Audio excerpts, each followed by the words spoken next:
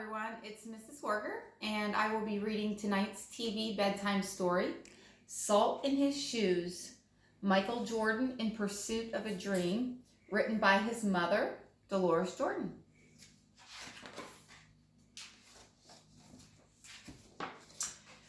Michael loved to play basketball. Every Saturday he followed his older brothers, Larry and Ronnie, to the park, hoping that they would let him play. And if one of the guys who usually played with them didn't show, they always did. But there was one problem. His name was Mark, and he was the tallest boy on the court. "What's the matter, Mikey? Too short?" Mark flapped his arms in Michael's face. "Over here!" shouted Larry. But when Michael threw the ball, Mark's long arms came out of nowhere and knocked the ball away. It flew into the hands of a player on Mark's team. He made the basket, and the game was over, just like that. "I'm really sorry, guys. If I were taller, that wouldn't have happened." All the way home, Michael apologized, even though no one was mad at him. His older brother, Ronnie, tried to cheer him up. "Look, little brother, you played good today. Don't worry, we'll win the next time." When they got home, Michael went into the kitchen where Mama was cooking dinner. He was still disappointed, and she could tell. "You guys lost again today, huh?" Michael nodded. He sat quietly for a minute, then said, "Mama, how can I grow taller?" Now, Mama knew the answer to a lot of questions, but this was a tough one. She thought for a moment as she sprinkled salt and pepper on the chicken she was making for dinner. Then she smiled, looked at Michael, and said, "Salt." "Salt?" Michael looked at his mama. "Salt in your shoes. We'll put salt in your shoes and say a prayer every night. Before you know it, you'll be taller," she replied. "Salt in my shoes," Michael said quietly to himself. Surely Mama was teasing. He sat staring out the window, trying to figure out how salt was going to help him grow. He noticed the rose bushes outside in Mama's garden. They had grown high along the fence, and roses of all colors were blooming on the vines. He thought to himself, "I remember when Mama first planted those bushes." Michael's face lit up. If Mama knows how to make those rose bushes grow taller, then maybe she's right. Maybe salt in my shoes really will help me grow. Growing more excited, Michael twirled around and started asking lots of questions. "Mama, how long will it take? And how tall do you think I'll get?" Smiling, Mama sat down next to him and explained, "In order for this to work, the most important things you have to do are be patient and listen to what I tell you and say your prayers every night." Listening carefully, Michael shook his head. "Okay, Mama, I'll be patient, but what does saying my prayers have to do with it?" "Everything," Mama replied, and she hugged him. "Now go wash up and tell your brothers and sisters to get ready for dinner." Michael dashed out of the kitchen, almost knocking over his father, who was walking in. "What's he up to now?" asked Daddy. "Oh, the usual," laughed Mama, "chasing a dream."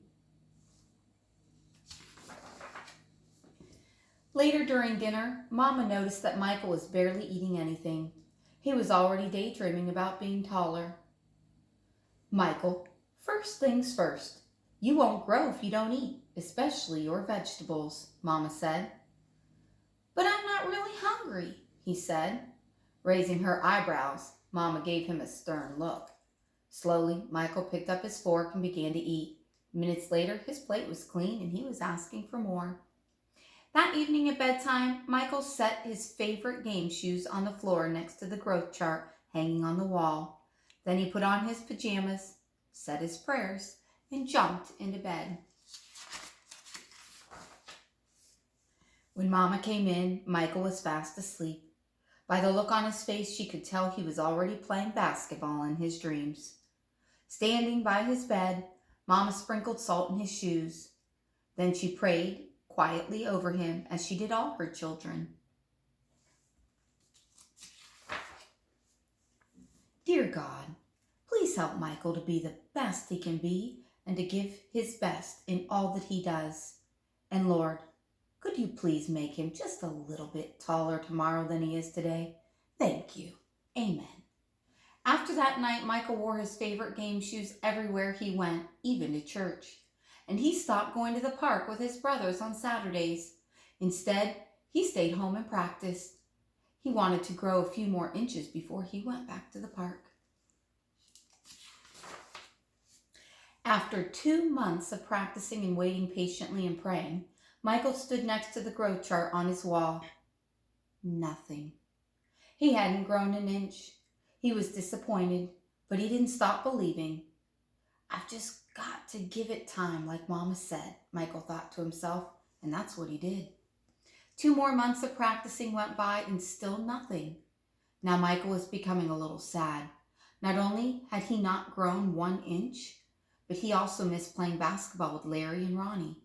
About the only thing he didn't miss was being picked on by Mark. When the next Saturday came, his brothers tried to get Michael to go with them to the park, but he wouldn't budge. Mama had begun to worry. When she saw Michael sitting alone on the steps, she said to Daddy, "Maybe you should go out and talk to him." So Daddy went out and sat with Michael. "What's wrong, son? You haven't gone to the park with your brothers for a while now. Are you okay?" Michael didn't say anything at first. Then he looked at Daddy and said, "I thought I would be at least a few inches taller by now. I did everything Mama told me to do, but nothing's happened." "Michael, why do you want to be taller?" Daddy asked. "If I were taller, I'd be a great player, and I could help our team win," Michael answered.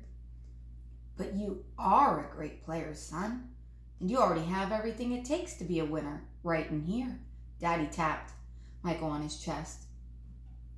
"Being taller may help you play a little better, but not as much as practice, determination, and giving your best will. Those are the things that make you a real winner." Michael thought about what Daddy said for a minute. Then suddenly, he jumped up and took off. "Where are you going?" Daddy yelled after him. "I've got a game today and I'm late," Michael yelled back. When Michael reached the park, the game had started. He sat on the bench hoping he would get a chance to play, and he did. The game was almost over and the score was tied when John, one of the guys on Michael's team, fell and hurt himself.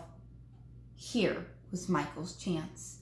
Michael joined his team in the huddle as they gathered on the sideline for a timeout. "Okay, the game is tied. All we need is 1 point. Who wants to take the shot?" Ronnie asked. He looked in Michael's direction. Feeling more confident than ever, Michael said, "I'll do it." When the whistle blew and the game began, again, Mark began to pick on Michael as usual. "Still trying to play with the big boys, huh?" Mark taunted. But Michael paid him no attention. Taller or not, he had been practicing, and today he was determined to win. Later, Larry threw the ball inbounds to Michael. Michael caught it, bounced it for a moment, and then took off running. As he approached Mark, Michael shifted to his right. Mark followed, but while he was still shifting, Michael spun to his left. He stepped behind Mark and shot. The ball arced far above his opponent's hands and fell silently through the hoop. 2 points! The game was over. Michael's team had won. It was just as Michael had dreamed. When he realized what he had done, Michael took off running and didn't stop until he had reached home. Bursting through the door, he shouted, "I did it, Daddy, I did it!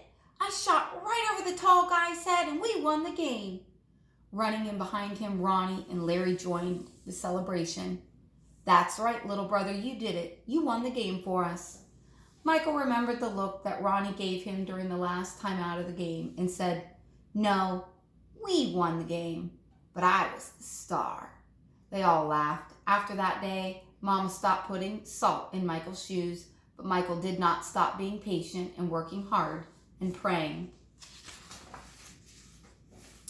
So that must be what made Michael grow to be a 6-foot, 6-inch tall basketball superstar. Okay. Good luck to our girls and boys basketball teams, and good night.